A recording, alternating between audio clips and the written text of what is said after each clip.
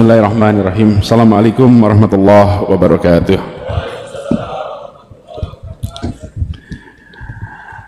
Alhamdulillah, alhamdulillahilladzi arsala rasulahu bil huda wa dinil haq liyudhhirahu ala dini kullihi wa kafa billahi syahidah. Asyhadu an la ilaha illallah wa asyhadu anna Muhammadan abduhu wa rasuluh la nabiyya ba'dah. Yang amat saya hormati, yang saya muliakan, Bapak Muhammad Jazir dan seluruh keluarga besar beliau.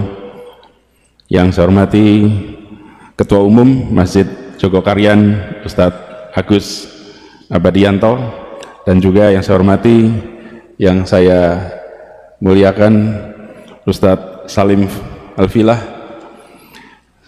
Imam sholat subuh kita Ustadz Wafi, dan para jamaah sholat subuh Masjid Jogokaryan rahimakumullah. Pagi ini saya sungguh bersyukur sekali bisa bersujud di Masjid Jogokaryan yang legendaris ini, sebuah masjid yang menjadi contoh, yang menjadi rujukan bagi semua. Dan senang karena kembali ke Masjid Jogokaryan, sekaligus juga kembali merajut ikatan persaudaraan yang tersambungkan lintas generasi.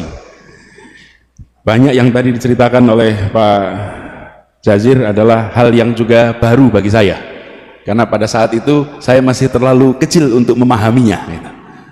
Jadi saya tadi mendengar ketika di kantor Pak Jazir cerita, Masya Allah ada banyak sekali catatan, dan ini menjadi hikmah bagi kita semua, bahwa apapun yang kita kerjakan hari ini bisa berdampak lintas waktu, dan mungkin anak dan cucu-cucu kita di kemudian hari yang baru mendengar ceritanya. Saya tidak pernah membayangkan bahwa di rumah Taman Yuwono, Taman Yuwono itu rumah kami di Ndagen, Pak, Jalan Ndagen, Sosro Menduran. Itu ada sebuah perumahan milik keluarga Haji Bilal. Jadi keluarga Haji Bilal itu, Bapak Ibu sekalian, pas kemerdekaan dulu, ibu kota pindahnya dari Jakarta ke Jogja. Semua pejuang-pejuang itu pindah ke Jogja, tidak ada yang punya rumah, termasuk kakek kami, nggak punya rumah. Haji Bilal menyiapkan rumah lebih dari 40 rumah, 20 di Taman Juwono, terus 20 lagi di belakangnya Malioboro Mall itu, dan ada beberapa tempat lainnya. Semua silahkan pakai tempatnya, dan disilahkan pakai sampai waktu yang beginilah kira-kiranya. Tidak ada yang namanya hitung-hitungan, silahkan pakai, gantian pakainya. Nah, termasuk kakek kami yang hijrah ke sini.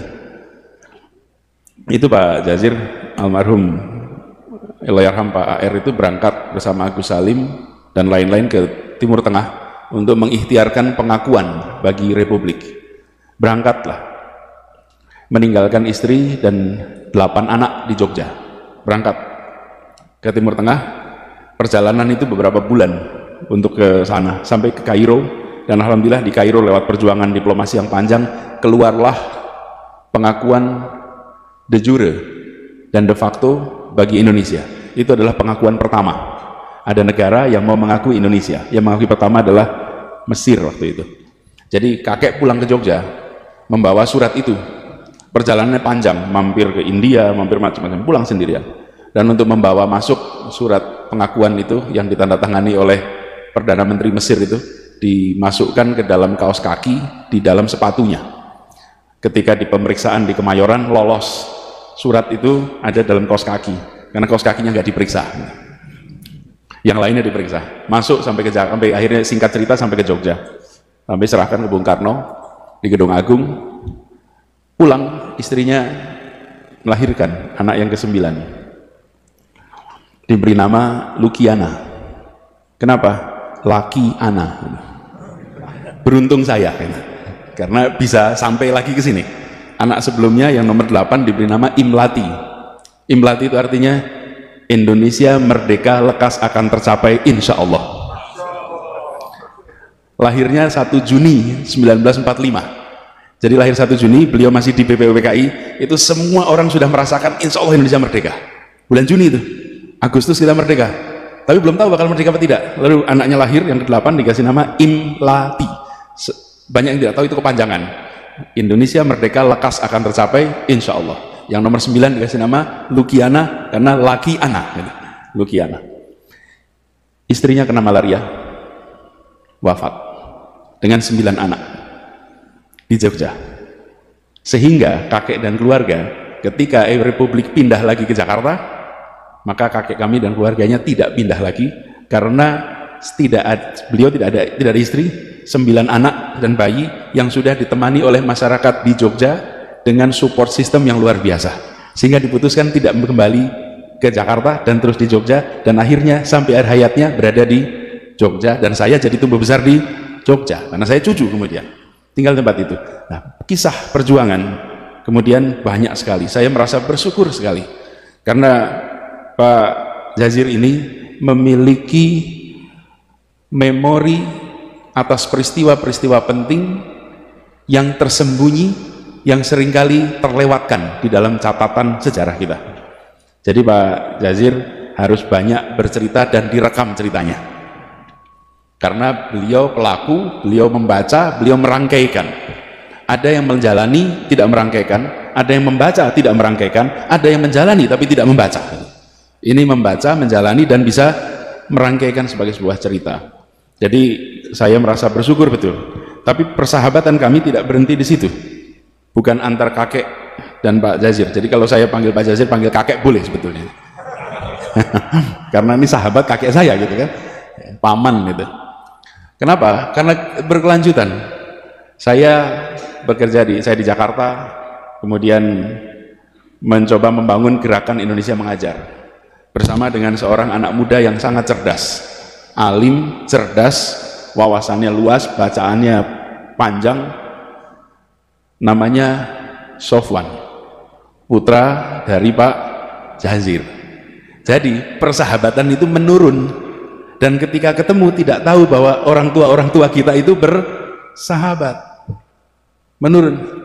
Kemudian Sofwan ini mahasiswa yang menjadi anggota di kampus itu Majelis Wali Amanah, mahasiswa yang menjadi anggota Majelis Wali Amanah di Universitas Indonesia di Jakarta. Saat ini beliau sedang berada di Washington DC. Nah, apa yang saya lihat? Seorang pejuang, seorang pendidik yang dalam keluarganya memancarkan semua nilai yang diperjuangkan ke publik, tercermin di dalam keseharian di keluarganya lewat interaksi saya dengan Mas Sofwan. Karena itu saya bersyukur sekali silaturahmi ini bisa tersambungkan terus. Insya Allah ini banyak hikmahnya, dan kita doakan agar Pak Jazir ini diberikan kesehatan terus, dipanjangkan umurnya, dan terus bisa menjadi pilar penjaga kekuatan, lokomotif pendorong kemajuan bagi umat. Kita tahu persis, Al-Quran menyatakan bahwa kita kuntum khairun ummatin ukhrijatil linnas ta'muruna bil ma'ruf wa tanhauna 'anil munkar wa tu'minuna billah. Kita ini adalah umat yang terbaik. Tapi umat yang terbaik ini adalah bukan status. Umat yang terbaik itu adalah yang harus diperjuangkan. Diperjuangkan, kehormatan, tanggung jawab yang harus diperjuangkan. Dan saya menyaksikan, rasa-rasa umat Islam di Indonesia menyaksikan Masjid Joko Karyan ini menjadi contoh bagaimana ketika diberikan amanah menjadi yang terbaik, itu diwujudkan di dalam manajemen keseharian. Yang terbaiknya itu bukan status, yang terbaiknya itu bukan statement, yang terbaiknya itu adalah keseharian, kebiasaan, yang kalau dalam bahasa rumitnya itu namanya budaya. Budaya itu adalah kebiasaan. Masjid Joko Karyan memiliki itu, dan ini tempat masjid-masjid dari seluruh Indonesia belajar. Saya merasa sangat bersyukur subuh ini bisa bersujud di tempat ini bersama dengan para jamaah semuanya. Insya Allah apa yang dikerjakan di Masjid Joko Karyan ini terus jadi inspirasi bagi semua, termasuk bagi kami yang di Jakarta. Di Jakarta tantangannya tidak sedikit, tapi alhamdulillah Allah selalu bukakan pintu-pintu penyelesaian yang tak terduga. Saya masih bertugas di Jakarta sampai bulan Oktober, karena tanda-tandanya tidak ada perpanjangan. Tidak ada perpanjangan. Jika nggak ada perpanjangan ya Oktober lah, besok selesai gitu. Jadi 6 bulan lagi selesai. Makanya kami menuntaskan semua janji satu-satu, insya Allah diselesaikan, dan kita berharap, kami didoakan agar semua yang kita kerjakan di Jakarta ini bisa menjadi manfaat bagi seluruh warga di Indonesia. Dan tadi pesan dari Pak Jazir, insya Allah saya pegang, karena beliau meneruskan pesan, dan pesan yang sama kami terima Pak Jazir terkait dengan jumlah tahun kuliah. Jadi kalau ditanya SKS-nya ambil berapa, alhamdulillah ambil 24 SKS per semester, 24 per semester, 18 di dalam kelas, 6 di luar kelas. Jadi yang 18 itu yang tercatat di kantor akademik, yang 6 SKS itu tidak tercatat. Konsekuensinya lulusnya lebih lama. Tapi kita ini termasuk yang menjalankan prinsip kuliah itu bukan soal cepat atau lambat, tapi miskin atau kaya pengalaman. Tapi juga jangan terlalu lama, karena jadi semata-mata abadi. Itu ada istilah masuk abadi ya.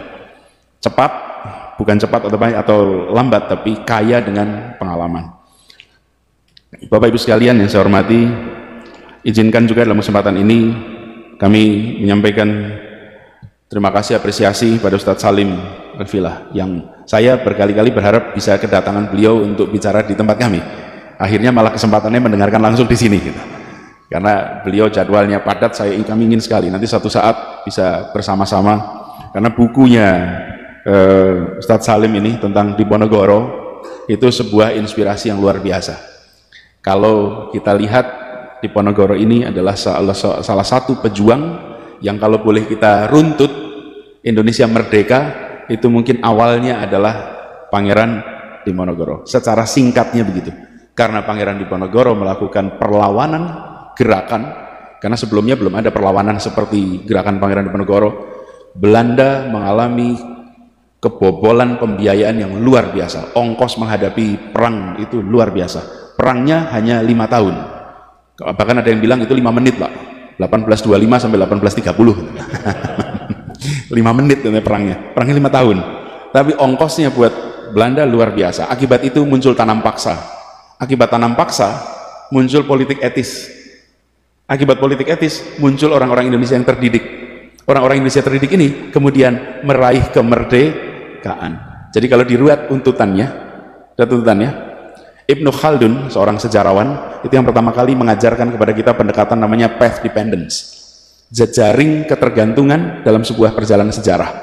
Peristiwa satu melibatkan peristiwa berikutnya, peristiwa berikutnya, peristiwa berikutnya. Jadi kalau diruntut, kenapa Soekarno dan kawan-kawan terdidik? Karena politik etis. Kenapa ada politik etis?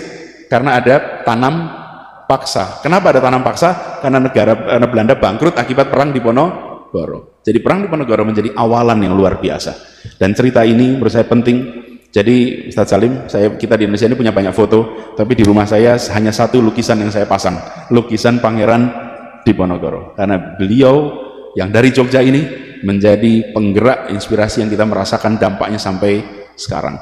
Mudah-mudahan makin banyak yang nanti membaca, memahami, dan insya Allah bisa meneruskan perjuangan lintas waktu sampai dengan sekarang ini. Saya akhiri persambutan ini dengan sekali lagi mengucapkan terima kasih atas kehangatan sambutan, atas silaturahmi. Insya Allah ini bukan silaturahmi yang terakhir. Insya Allah kita diberikan umur panjang, bisa jumpa kembali di waktu yang akan datang, dan insya Allah puasa kita diterima, ibadah kita di bulan suci Ramadan ini dilipat gandakan pahalanya, dan kita berhasil meraih derajat mutakin. Billahi taufiq wa hidayah. Assalamualaikum warahmatullahi wabarakatuh.